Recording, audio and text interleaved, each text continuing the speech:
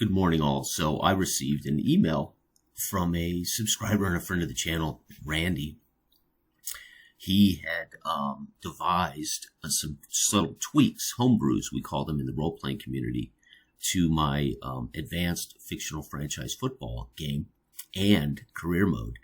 And he also provided a PDF of his current history of his Pine County Football League. I think in its sixth year, started in 1960. So I asked, because he shared with me that he had made some tweaks and he was loving the game and he was loving the emergent narrative that comes out of these career games. And so I told him if he wants to, please feel free to share it with me, and I'll share it with the community. So that's what this video is. Randy, all of his files that he shared with me, I have made into PDFs and shared. I made no changes to his information. I just went through and made sure, because when I pull it up in my word processing program, it resets the pages, so I have to edit them and then save it as a PDF, so they, there's no orphaned sentences and things on pages. It wouldn't have done that in his original documents, but for whatever reason, when I input Word docs or Microsoft Docs or whatever into my word processing program, it messes up the pages, so I have to fix all those. Anyway, you don't care about that, I know. So let's take a look at these. This is outstanding. So first off, dude, his write-up of what's happening in his football league and what's been happening to the teams from year to year is so sweet. So I'll leave that for you guys to enjoy. Why is it in here? Well, I think it speaks to the heart and the soul of why I do the games I make, why I design the games I design, are to get players playing sports games to create their own history, not to just repeat what they already know. We have amazing tabletop replay football games that let us play the 1972 season and to recapture great old games and to see old players.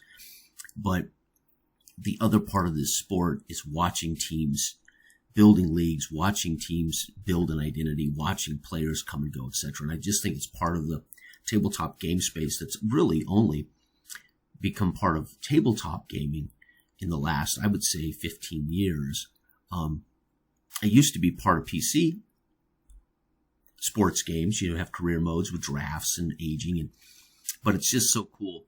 And also to see if somebody do with it what I generally do, which is create a narrative as to what these numbers, these abstract rating numbers mean as an actual thing, right? So I'll leave that for you to read, but it's inspirational. So that's why we put it in here. Plus it's part of the files he sent me.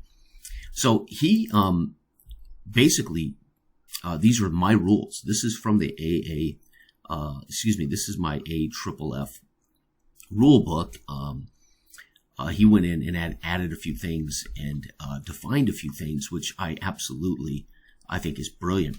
Again, this is not my rule book, but it is basically my rule book with some tweaks, some edits. And so I put it up here as version 2 in a PDF. So this is a chance for people to grab AFFF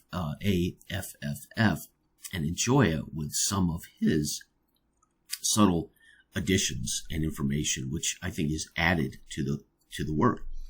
And so Rodney did a brilliant job. He didn't change fundamentally the rules, but what he did was he defined some things and he added a few things which just are very, very good. They're good additions, and I think they improve or offer options for players of this game that might want to enjoy those added features, right? Look at them as optional. But here's a chance to snatch this homebrewed version of Advanced Fictional Franchise Football.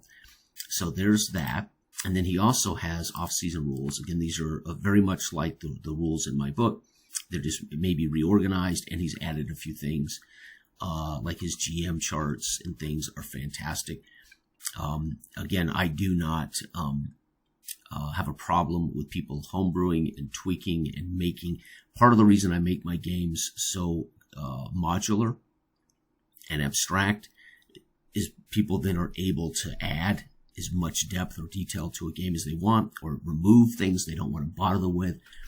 And so I love to see how people take the concepts and customize them for their own tabletop experience. Because when it comes right down to it, it's you in your den, on your computer or on your tabletop with your notebooks, your pencils, and you're spending hours alone, generally by yourself, enjoying these things as a pastime. And so they should very much speak. The experience should speak to what you're looking for.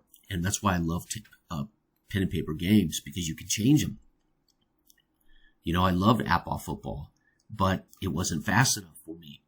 And I wanted to share it on the channel, and so I had to bastardize it heavily to do that.